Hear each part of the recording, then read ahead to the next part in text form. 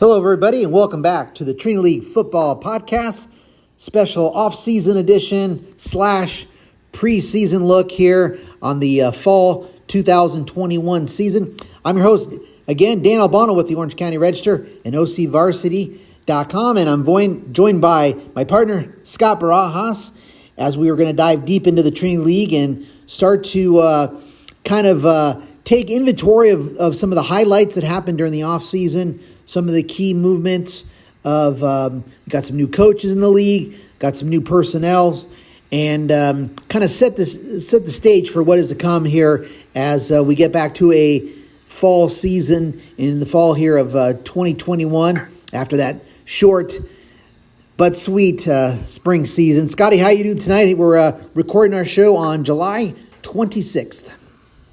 I'm doing pretty good, Dan. It's summertime. Hopefully we're going to get back to some normalcy. All these teams are finalizing, popping. We're seeing their schedules pop up, and let's just play some football, and it'll be here before we know it. So. Yeah, we're about a month away or so from games. The 0 week will kick off the season on on that Friday, August 20th, and then you got week 1 starting on August 27th. And let's hope everybody stays healthy and on track to play those games. And we have as normal as it can be, 2021 season. So, Scotty, where I want to take us tonight as we kind of take inventory of the Trinity League offseason and kind of taking a little sneak peek toward the fall is I want to go through top off-season highlights for each of the teams in the Trinity League. And I want to start, with our defending champion from the springtime season. That was Mater Dei. Top off-season highlight for the Monarchs. I'm thinking that maybe you might have Mater Dei winning the Brave 8 passing tournament while almost at full strength at St. John Bosco. Or maybe you have the return of strength and conditioning coach Scott Prohaska as key off-season highlights. What's on your list tonight, Scotty? Dan, I went with the winning the Bosco tournament, the Invitational. They went 7-0. They held in the afternoon session. They actually held all their teams to 16 total points in the afternoon session, and that defense was pretty stingy. And then as far as that is pretty big with Prohaska coming back. He actually came back spring season, so he was there for the spring season. But obviously, the workouts weren't implemented pretty much until like pretty much after the season. But he's back in the program, and that's huge because what he brings to the program is his nutrition and his strength regimen program, and that's basically how they got Mater Dei back on track several years ago. So those two are probably the big highlights of the off season. Okay, Scotty and I are already in sync here. How about of course you can't talk Mater Dei without talking about its rival St. John Bosco. How about off-season highlights for the Braves? They did win the first major passing tournament of the offseason, and that was the Orlando Scandrick 7-on at Los Alamitos. Is that maybe your top highlight for the Braves? It is the top highlight. In that tournament, Bosco looked pretty impressive. On the flip side of that, the past 2 tournaments, they didn't have that as much success as they did in that Los Al tournament. But, it's just notable. I mean, we don't take a lot of stock in these tournaments. So, I guess the off-season developments would be those, Bosco showing in the off-season. So. All right, let's move on to Servite, which I think is geared up for a big year. I've seen one tweet that from the Friar Faithful that they're going for a national championship. Why not us kind of thing. How about T-Mac McMillan taking overall MVP honors at the opening? Or how about the return of the health of Keon Burnett, former USC commit, now on the open market, maybe headed to Arizona with Noah Fafita, who's going to be back. But those are a couple of big developments. What did you have as top highlights off-season for the Servite Friars? Your highlights are great for Servite. I kind of went with, even though Servite didn't win the two big tournaments, they played it without its full squad, which, was pretty good because it shows you, the team camaraderie that they had, to get to, they could have easily won the Edison tournament. It came down to the last minute. They single-handedly, Burnett single-handedly, destroyed Bosco in their passing tournament game, the semifinal game. So, and we know T-Mac has been dominant, uncoverable, and he showed it against the opening portion. And I guess that's pretty much what Servite had going on this summer. All right, Santa Margarita. The Eagles. Here's a highlight. I'm sure I'm guessing it's on your list. If you win the Edison Battle of the Beach for the very first time, and that tournament's pretty storied and been around for a while. If you win that for the first time, that probably has got to top your highlights of the offseason. Yeah, it was a surprising. I think no one was really expecting that. I don't think anyone was expecting, Santa Margarita to even come out of that. Even they were the number one seed coming out of that day, But then again, the following week, they didn't have the same showing. The following week, I'm just giving you the balance of how much stock we put into these. But they gave up the most points on the day in the Mission tournament. So you got to take these with a grain of salt. But yes, the battle of the Beach tournament was pretty much a highlight because nobody expected Santa Margarita, and they had to beat Mater Dei and Servite, to win that tournament. So exactly. And then they also had the emergence of the J. Sarah transfer, Jackson Potter. He split time at the Battle of the Beach and at Mission Viejo with Gavin Shavanek, another quarterback who's since moved on to Tesoro, found himself in another battle at quarterback with Evan Pierce. But it definitely looks like now Jackson Potter, 6'4", 175-pound junior from J. Sarah. He's going to be a junior to watch at quarterback for Santa Margarita. Let's move on to Olu. Top offseason highlight? Well, it's got to be a new coach, right, Scotty? Rod Sherman, former offensive coordinator with the Lancers in the 90s, early 2000s. He is back, replaces J.P. Presley, who I did think did a good job. But I think there is some excitement about a new coach and Rod Sherman, who also said he has the best freshman class that he's ever had as a coach. That's something positive. What did you have on your list for the Lancers? Pretty much the same thing with their new head coach. Big for them, seeing as, he was there, in the heyday of Olu. And other than that was pretty much, the highlight, because the Lancers are pretty much quiet in the offseason. I don't think they played in many of the top tournaments, so they were pretty low-key. But coming in with the new head coach and seeing what he's going to bring to that program overall is their highlight, yeah. Yes, and then here's another interesting one I think a highlight for the Lancers along the lines of coaching changes.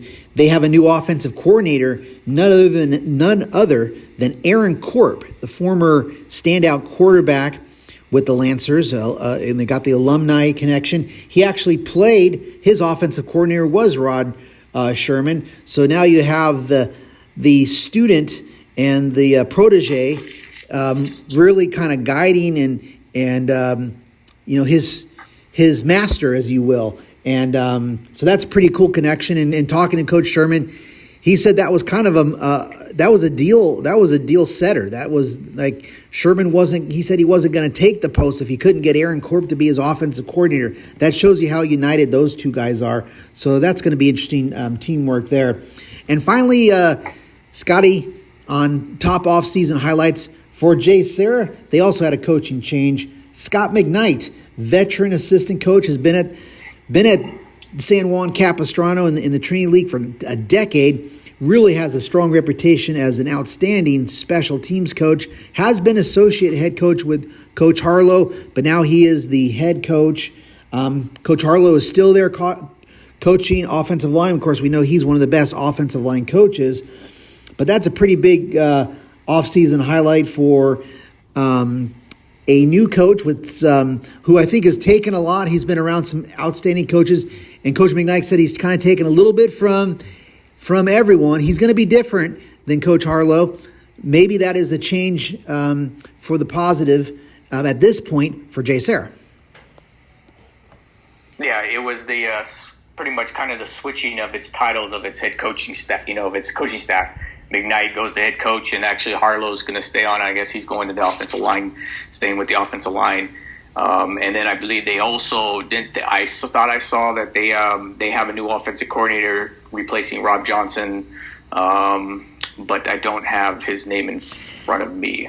Yeah, you're right. It's Randy Wright is the new offensive coordinator. Ex-Cardinal Newman, they're from Northern California, powerhouse high school team, and UC Davis quarterback, and he's pretty close with Coach McKnight, so going to be a new OC, and Coach Walcott remains the defensive coordinator, so they have some stability there. Interesting enough, Mike Milner, pretty well-known name in Orange County high school football, from Jay Serra and, of course, Mission Viejo and Fountain Valley lore, El Toro lore, I should say as well. He is going to be a consultant. I thought he was going to be maybe an assistant coach, but Coach McKnight says Mike Milner, of course, CIF champion at El Toro and Fountain Valley, great defensive back coach. He's going to be a consultant. So there's a couple highlights, Scotty. Every team in the league's got something pretty good going on this offseason for highlights. It's a positive time of year, right, Scotty? It's only July 26th. Yeah, it is. Everybody had something new and positive to work on. Some of them have, a little bit more promising, but in all, it's all positive. Yeah, exactly. How about a couple emerging players to watch on each squad? Maybe it could be a transfer or a guy who's had a really good offseason. Let's start back at the top there, Scotty, with as far as last year's rankings. We'll see what happens this year, of course, but Mater Dei did win the spring. Let's start with them. I know one guy that you've already, we've talked about this offseason is really, you called him the most improved player on Mater Dei, C.J. Williams. I mean, he's not an emerging guy. We know about C.J. Williams, that receiver, but he's taken it to the next level. And in fact, he's going to be announcing on August 8th his college choice. He's down to Alabama, USC, Texas, Notre Dame, Stanford. He's also a high IQ guy, so do not be surprised if he goes to Stanford because he's got a very high GPA. But who's your emerging player or transfer to watch at Mater Dei? You pretty much nailed it right there. The emergence of CJ, and like you said, we know he's a top guy, but he's elevated his game, and he's actually taken his game to being a legitimate deep threat, and pretty much a solid overall number one receiver. Just from the and I'm talking from the spring season. I mean, he was great in the spring season, but going from the spring to the summer, I mean, just in that short time, I mean, he's basically been uncoverable in passing league, and he's doing things that you couldn't see. He wasn't really doing previously. And he showed all his tools. He's got great hands. He knows how to run the routes. He knows how to break off routes. His ball awareness. High pointing the ball. I mean, he's pretty much there. I mean, I have him right slight notch below T-Mac. And, then the only maybe difference is T-Mac is, when we're talking about the emergence of CJ, but he's just taken his game to the next level. And so I'm curious to see how well he does going into this year. Okay. St. John Bosco with the Braves had a couple pretty noteworthy transfers in the offseason. I don't know what you think of these guys. I think it's Ray Jones and RJ Jones, defensive back. Jashawn Farastu Ramos, also a defensive back. I think both from Alemany, right? Correct. What do you think? Are these guys? Are these a couple emerging players / transfers to watch at the Braves in the secondary? They are actually, two impact guys. They're 4-star guys. to help bolster that secondary. And Bosco actually, as to date, to my count, has added 6 transfers. Those 2 guys are the high impact guys. The other guys have been Olu's receiver, Colin Chase, to help pretty much kind of add depth. They got an O lineman or a D lineman from Bakersfield. But pretty much these 2 guys are the highlight guys to watch. And then the other, emerging player, the one to watch for, is actually Logan Booher. And since Bosco doesn't have like a legit, he's a receiver. We're talking offense now. He's a number one. They don't have a legit number 1 receiver. Booher's about 6'1", which is intriguing because he has deceptive speed. And he has showed, in the summer, he showed that he can get past some DBs in tournaments at times. And he's also the biggest of all the receivers. All the rest of the Bosco receivers are all under 6 foot. So that's going to kind of be interesting. So that's kind of an emergent thing, to watch for. But as far as, the 2 impact guys, definitely the 2 guys from Alamany. All right. RJ and Jay Sean. Servite, one guy I thought really emerged and I thought took it to another level, and he was on our radar last year. We talked about him last season, but I would say Emmett Mosley at a sophomore cornerback has continued to make major strides. He is really a guy to watch in that class. It would be class, it's a sophomore class, so it would be class of 2024. Maybe the best sophomore. He's going to be, maybe up there for best sophomore in the county. I know we obviously got Elijah Brown, quarterback at Mater Dei, but Emmett Mosley, I think, is really on the rise. He's got an offer from, I believe, Alabama, right, Scotty? Yeah, he does. That one is intriguing because he showed last year that he was an offensive threat. And this year, I don't know if he's actually going to go play both ways, but I was told that he was going to be playing some corner. Whether he starts, I know he played a lot of corner in the summer. I don't know if that was because Servite was out with, so many different guys. Or he's going to be a 2-way guy, and we'll see. He definitely has that ability to do that. My other guy I had for Servite was Cam Burnett, and the only reason why I have him in there is because we missed out seeing his skill set this past season when he went down with injury, and then he never came back. So he wasn't able to show how dominant he can be, and he showed his dominance in that one tournament he played. He didn't play in the Low South tournament, but he kind of single-handedly, beat Bosco in that semifinal game. Multiple big-time catches, a one-handed catch that's been like a social media, highlight magnet. Just with that matchup nightmare, team with T-Mac, Mosley, and then even another guy we'll probably talk about down the line, Michael Welsh. He's a slot guy. He's kind of looked pretty good in the summer, but that's the 2 improving emerging guys I got for Servite.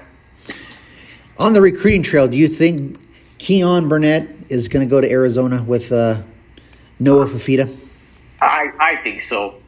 And then once they do that, then they're going to try to just try to tag team and try to get T-Mac to follow with them. So. And have the brotherhood, So, they kind of did it doing the Servite, and then they're going to say, even though I know Burnett came later from Jay Sarah, but I think, he was all 3 of them were all, pretty tight because they all were Buckeye guys, So they've been in playing and together, they all chose to go to Servite, and Servite at that time, it wasn't it wasn't a Mater Dei or a Bosco, but they chose to go there and try to build something. They could say the same thing. I'm not going to go to Oregon or USC. I want to go to Arizona. Let's try to build something there. And they could have that same mindset. I think that's kind of what they're thinking. So we'll see. We're seeing a lot of the Arizona Wildcats hand singles on social media. I think I could even do the symbol now. I've seen it so many times. Santa Margarita, emerging players, transfers to watch. Obviously, we talked about Jackson Potter from Jay Sarah, but how about a guy I know you talked about high on, Nico Lopez, emerging tight end. He was there last year, but he has stepped it up. You had strong reports from him at the Edison tournament, Scotty. Another guy, and he's important because maybe he forms that trio with Nick Gallegos, who's a transfer wide receiver from Orange Lutheran, and of course the returner Jalen Jones. That's a pretty good trio, with Nico being kind of a bigger wide receiver, I think, in the Eagles' plans. What do you think? Yeah, because Santa Margarita's got to replace those skills, the two big-time guys. So Nico's going to be one of them, and he was, I knew he was going to be a player. I saw, what he was able to do last year, even though he wasn't, you could just see that, as a sophomore, he had the ability and the potential, and then, in the Edison tournament, he was just giving everybody problems covering him. And even he caught the 2 TDs against Mater Dei in the semifinal when it kind of looked, with ease. And he had, some big-time guys covering him. So, it'll be interesting to see him emerge. And he's kind of a cross between a tight end and a receiver. He's kind of, because he's 6'3", 225. He's not quite that fast, but he's deceptive as a receiver, but he's big. You get him on the tight end, you get him on, it's just creating those matchups. And then, my other guys I have emerging too is, of course, Jackson Potter, and another one, I have two. So the first one I'll talk about is Jackson Potter. He looks solid, and he has the tools. He just didn't get to show them, being at Jay Sarah, and we know all about what happened last year with Jay Sarah. So they just couldn't get anything on track. So we'll see if he can resort to being that passer, he was coming into last season, when he had that, the good freshman season at Jay Sarah. And then another intriguing one, and this one I have followed this kid. I've known him for a while. Is Gage Grant. And this was interesting for the simple fact that Grant, at one time, he was a backup freshman quarterback at Mater Dei and a part-time JV starter. So he goes to Tustin and he becomes all-world on both sides of the ball, as a quarterback and a safety.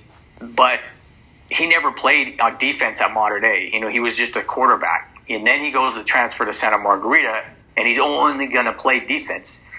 And now that he's playing defense in the Trinity League, it's a big difference than what he did in Tustin. So he seems like, I think he's penciled in at free safety, and he's kind of bigger than what he was at Mater Dei. He was like a 5'9", 5'8", 170-pound quarterback. He's about almost 6 foot, 185. So he's had a growth spurt. But it's just going to be interesting to see, him being at safety and just, playing it, against the Trinity League team. So, yeah, and that is a big need of defense for Santa Margarita. Like you said, they earlier tonight you said how they gave up a lot of points in the passing league at Mission Viejo, and of course that was an issue for the Eagles last year as well. Orange Lutheran, speaking of defensive back, I think they have an emerging guy in Brendan Hale, I think is a senior cornerback. Could be a pretty good player. Obviously, you need a good cornerback or two. You need a secondary in the Trinity League. Have you heard about Brendan Hale, and is he on your list, Scotty? I have him on my list. I didn't have him as my emerging guy, but to talk touch more a little bit about him is he is a physical corner. I think he played a lot of he played lined up differently in different coverages. I saw him a lot like either strong safety or even at an outside backer. It just depended on what coverage. I saw a lot of he played tied up on the line. So we'll see if he just goes strictly to corner. I know. Olu, kind of did lose two guys, Chase and Nick Gallegos. I don't know how much. I think Gallegos played a little defense. So, but it's going to be, I think those guys that are coming back, it's going to be the experience that's going to be key for them, filling in those spots with those young guys. But Hale is he? I have him like as under the radar kind of guy, but he did bring it last year. So who were you on your list there, Scotty? I actually didn't have anybody on an impact emerging level. So, but I was just basically my emergence would be their experience as a group that they're bringing back. So. No, that's going to be big because they have a lot of players back at Orange Lutheran, but they are, they do have new coaches. They're going to have a new offensive system. So it's going to be pretty interesting. They do have a lot of work to do, in a short amount of time. The shortest offseason ever, right? Exactly. And I can give you one other name to keep in mind, and I've checked them out a little bit, but they do have a transfer linebacker, Jayden Newell from inside linebacker, senior from Centennial Corona, 6'1", 225. Orange Lutheran is pretty high on him. I believe, in talking to Coach Logan, I believe he maybe had fought some injuries, but he's an interesting guy to keep tabs on. See if he's a guy that emerges. If you wonder about where Jayden Newell from, now you know he's a transfer from Centennial Corona. And Scotty, last one to talk about as far as key emerging players, transfers / how about Jay Sarah? What do you have on the Lions? It's the same story here. What's transferring out than what's transferring in, because the trend keeps continuing with Jay Sarah. As the number of players that keep hemorrhaging from the roster, so they lose starters, and we're talking starters from this past season. Offensive lineman Rashad Beckham is out, Mission Viejo. Outside linebacker Ryan Zolnick is at Santa Margarita. Defensive back Ray Valencia is at Chaparral. Potter at Santa Margarita. Wide receiver Owen Chambers is at Dana Hills, and Edward Schultz is at San Juan Hills. That's huge because those were the guys that replaced the guys that left the previous year, and so now these guys who were the experienced guys are gone. So, and then we'll see what becomes of Dylan Mills, who's going to take over the reins at quarterback. So all eyes are going to be on him. That Potter's gone, and he's pretty much their only guy that has any. I think Zach Pua, who was their running back, and he was just he's a blue collar running back. Yeah. But it's just going to be interesting to see what they have. And I'll get more into the next portion we get into with them. But yeah, that's kind of the story with them. Yeah, I talked to Coach McKnight. Dylan Mills is kind of seems like he has the little bit of edge, but he does have a push from Xander Singh, who's actually another is a transfer from Santa Margarita. Wasn't on, I didn't see him on the varsity squad last year, but they got a little bit of a duel going on. I think a guy who's back, who I think did show some promise last year. They got a couple good receivers to keep an eye on. Josh Jordanell and Eddie Schultz. They got some experience at wide receiver. So you're saying Eddie Schultz is still at JC? Yeah, that's right. I'm sorry. Yeah. So that was the most recent word that Schultz is still as a receiver to watch at J. Sarah with Josh Jordan now. All right, I'll have to double check that same here. You never know sometimes, right? We know this could be fluid. It could be changing since we last talked to the coach. Right on. So, all right, Scotty. Well, this is some good stuff, and you gave me some homework, so it's all good here. So let's, as we get, camp is going to be beginning the fall camps are going to be beginning real soon. We're talking, a lot of teams starting around August 2nd, and maybe if not a tad earlier with some conditioning or sign-ins and stuff like that. But let's talk about some of the biggest question marks for each team going into their fall camp as they start to prepare for those August 20th opening dates. Modern day, what's the biggest question you think for the Monarchs? There's not many questions, when you consider the top team in the country, but, the only one I would have to say is the offensive line in terms of who will play where and the need to fill the one open spot. And then obviously keeping Elijah, Brown, healthy. So, because there's nobody behind him. He goes down, I don't know what they're going to do. So, that's kind of pretty much, Modern Day's got I think 6 or 7 guys deep on the offensive line, but we'll touch those spots later on. But pretty much it's just basically who's going to play what, because there's a lot that can, who's going to be a center, who's going to, if so-and-so's at center, then they're going to be at left guard. If so-and-so's at left guard, then, who's going to fill in, if someone's at, so it's basically just interchanging spots. But that's pretty much, who's going to be that one spot, so. Yes. So, I think for a lot of it, for me, I'm wondering, well, where's B.J. Tolo going to play? because he's one of the best junior linemen, and he's the most experienced, and he's also a very versatile lineman. I'm curious about him because it seems like he could definitely play guard. He's played guard. I feel like he might be their best lineman. Maybe they put him at tackle, but he's so experienced. Maybe he plays center. Yeah, it's pretty much. I think there's two. He's either going to be center or he's going to be guard. They have the tackles. Carter, Brandon Baker, Lipe Moala, and Jack Lapin. So they can interchange, and all those guys can also play guard too. So that's where, and then Mo Tapacia, who played a little last year, and then he got injured, and that's when Carter came in. I think he's pretty much. They had him at tackle last year, but he was an inside guy. I don't think he should have been playing outside, but the word is that he's going to be probably either guard or center. So it's just like we said, who's going to be where. So, and right, as Scotty mentioned about the lack of a backup quarterback, obviously they're going to have to work on that because one of the offseason developments is, of course, Parker Awad, if I'm pronouncing his name right. He was the backup last year. Well, now he's in the running at Edison. He transferred to Edison, so that's why you don't have a backup quarterback in some degree. St. John Bosco, again, also highly ranked, highly motivated. What's the biggest question mark for the Braves headed into their camp? Before passing things started, this is just my observation. I always said it was a lack of a deep threat receiver.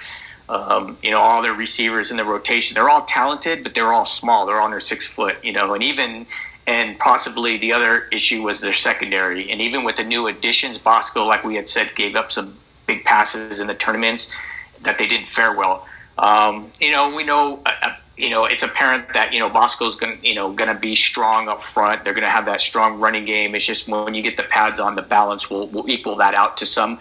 But when you need that deep threat, that's what's going to be an issue. Maybe not with everybody that they play, but obviously I think there's a few games that they may, that's going to be an issue. Also, they're not going to have their probably best defensive player in Kingston, Vilamahu Asa, this season. He ended up having surgery on his knee.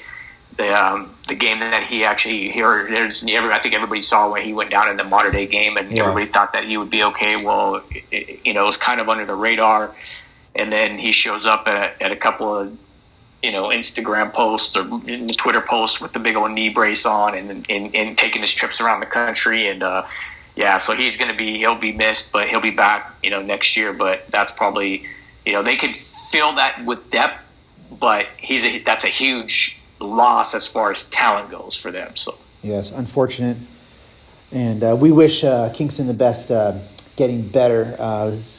Good recovery on that one. How about for Servite? Like I said, I think it's a big year that they're looking forward to.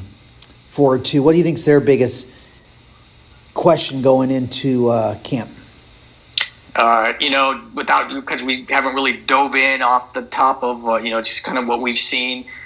Running game, because they lose Bandy, they have Houston, but after Houston, I don't know who else they have right now, off the top of my head.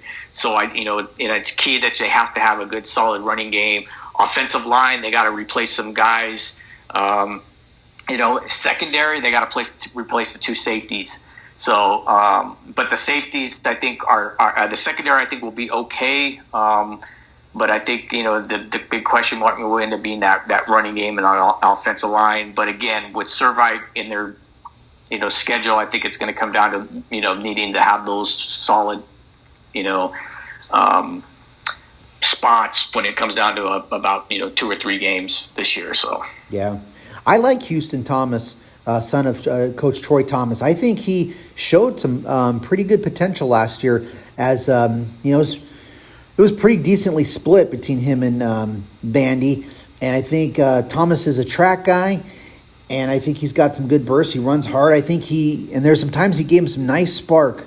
I especially remember he had when they did feature him against St. John Bosco on the road in that spring, kind of gave him a nice spark. And it would be interesting to see what happens this year if they, give him a few more carries. I know they're going to definitely throw the ball, but he gets a few more carries, he could be an interesting guy to watch.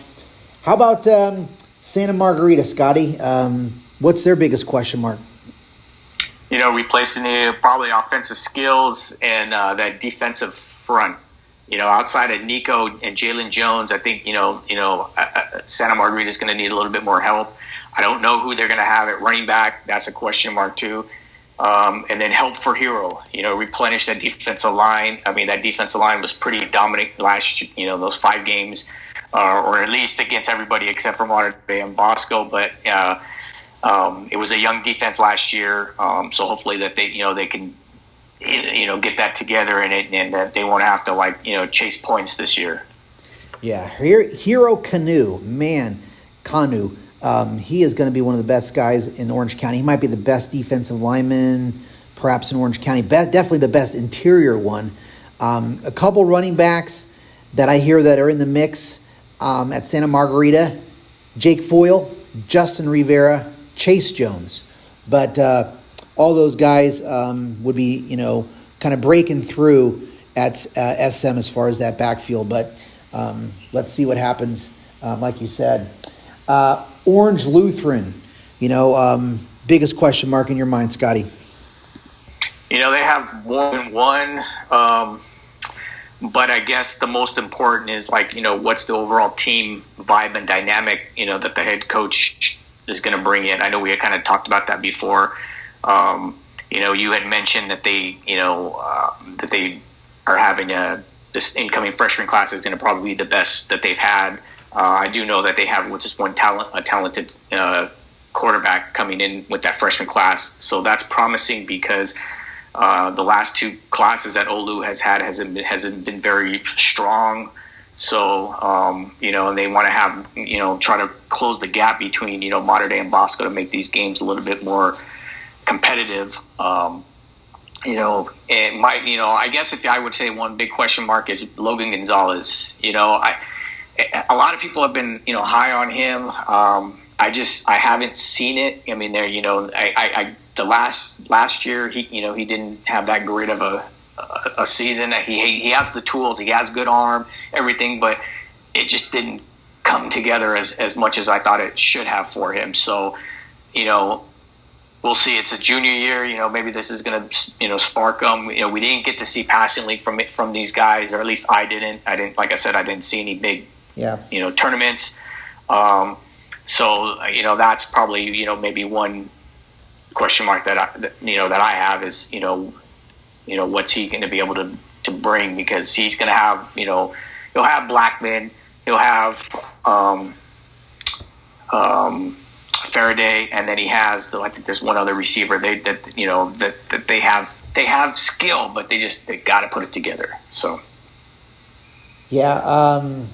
Jalen Lynch. Lynch is the other one. Yeah, that's right. Yeah, I think also Pierce Brown. Yeah, that's right. Pierce Brown. He came back. He had some pretty good games in those first few games, and then he kind of disappeared the last 3. Yeah. So. And Logan's actually a senior. He's 6'3", 200. I like his pairing with Aaron Corp. Corp obviously played at USC. Orange Lutheran legend. I could see them really being a great pairing, but it's obviously it's a short situation. You just would love to have maybe Logan be with them longer if things work out here. But that's such is life. Olu's been the spread, but what they're going to be looking to do is be more multiple with this is what Coach Sherman said. They could be shotgun, they could be under center. Sounds like they could be doing multiple stuff, kind of like what Kunau did. So how quickly Gonzalez comes together with Aaron Corp, maybe. I'm pretty sure Sherman said they're going to try to keep things simple. Everybody's going to have to learn quickly and get on the same page. He also made a point, as much as I was intrigued about the freshman class, this is about he kind of pumped the brakes on me on that one and said, hey, this is about the returning guys and our upperclassmen, and those freshmen will come along. We'll see how it goes, but and that's promising for the future. But I think he knows that, if you're going to be successful in the Trinity League, you're going to be winning with seniors and then juniors mostly. So, but that's there's some interesting stuff there with Olu. I think the culture sounds good. Sherman's coming in from Colorado, so they're still trying to adjust in the offseason and getting all on the same page.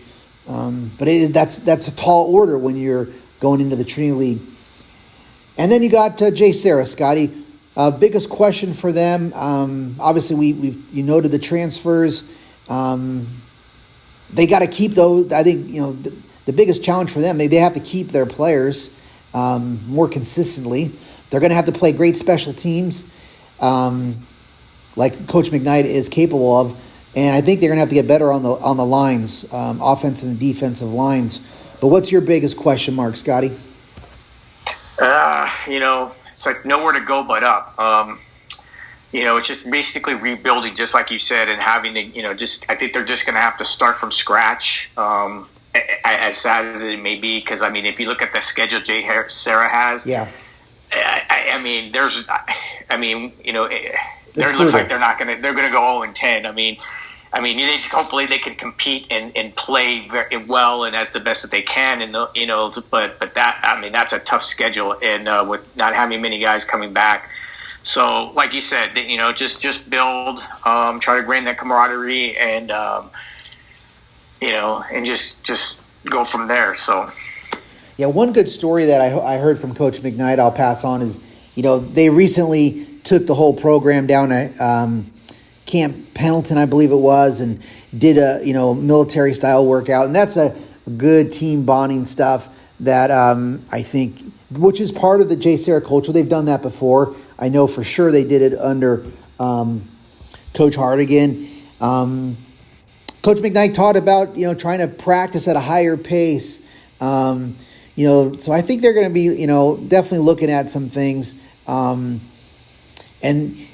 I think he is good about knowing, because one thing that's interesting about Coach McKnight, because he's been there a decade, he's seen them, do what you just said, Scotty, the rebuild, and make the small steps. And I think he is good about, he's seen it be done successfully before, which is under the Coach Hardigan model, and brought that program up.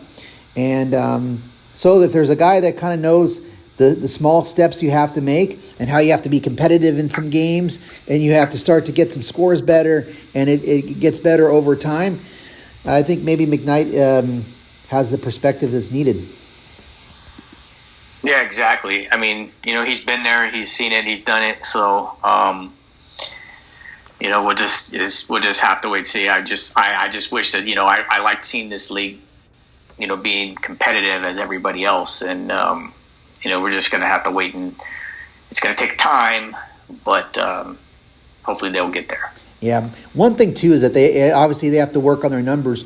One number that wasn't good that Coach McKnight passed out from last year is, I think they had about 8. They had a very small senior class last year. They had about 8 seniors. And he says the number's about the same this year. That's tough when you have a small senior class. So they got to build up those classes, and he does like some of the promise in the lower level classes, but lots of work to do, and again, like you said, a tough schedule. So, but hey, everyone is 0-0 right now, Scotty. Yep, and there's still a lot of football to be played, and getting ready for the season, so, and then, there's still all those preseason games, and then, if we're talking Trinity League, they still got to get through all those preseason games before they get to that league. So we'll see, and we'll have more in-depth stuff, in the coming weeks. So exactly. Well, Scotty, it is great to be talking football in the fall, and fingers crossed that everything continues to be. Things stay healthy, and everything keeps on progressing. And, I'm definitely looking forward to another season with you, man, on the podcast. As always, Dan, I get people asking, are you guys doing the podcast? Of course we're doing the podcast, so, Yeah, so it's and hopefully, like we said, we get back to some normalcy, and we get to have get to see some good games, because there are some great games on the schedule preseason, and obviously how the league kind of like the rotation fell out. So awesome. So be sure to look at your calendars, and we'll follow me on OC Varsity Guy on Twitter. You can also follow the Trinity League Podcast on Twitter, Trinity FB Pod on Twitter, and think about those dates on August 20th. That first week, we will be back in force with some previews and season preview stuff. So yeah, Twitter, Trinity FB Pod on Twitter. I'm at OC Varsity Guy on Twitter, and of course, Orange County Register, OC Varsity. You know where to follow myself and Steve Fryer and our crew and the whole SoCal News Group guys. So for Scott Barajas, I'm Dan Albano, and thank you very much again for joining us on the Trinity Football League Podcast.